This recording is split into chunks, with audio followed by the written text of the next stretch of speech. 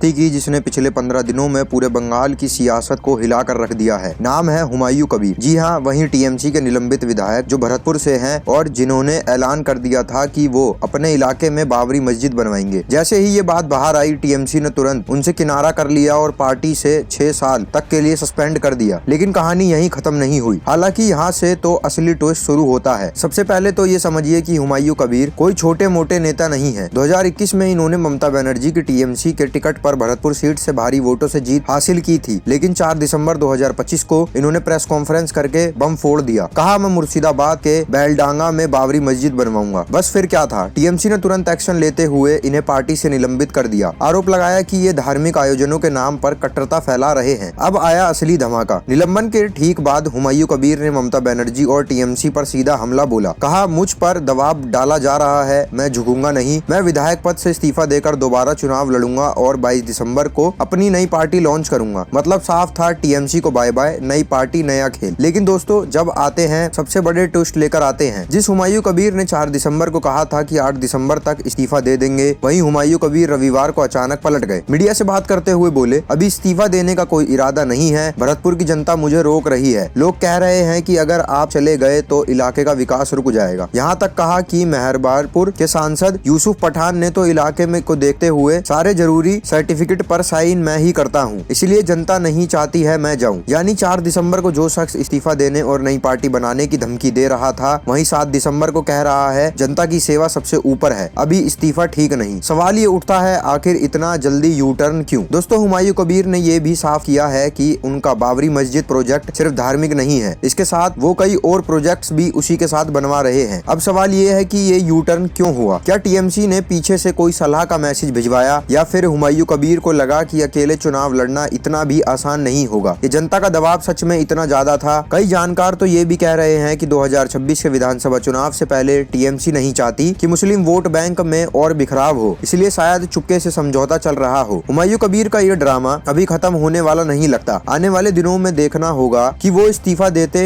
हैं या टीएमसी उन्हें वापस ले लेती है, या सच में नई पार्टी बनाती है या नहीं। आपको क्या लगता है, ये सच में जनता का प्यार है या सियासी चाल? कमेंट बॉक्स में जरूर बताइए। अगर वीडियो पसंद आया हो तो लाइक कर दीजिए, चैनल को सब्सक्राइब कर लीजिए और घंटी दबाना बिल्कुल ना भूले, ताकि हर अपडेट सबसे पहले आपको मिल सके। मिलते हैं अगली वीडियो में बड़े अपडेट के साथ।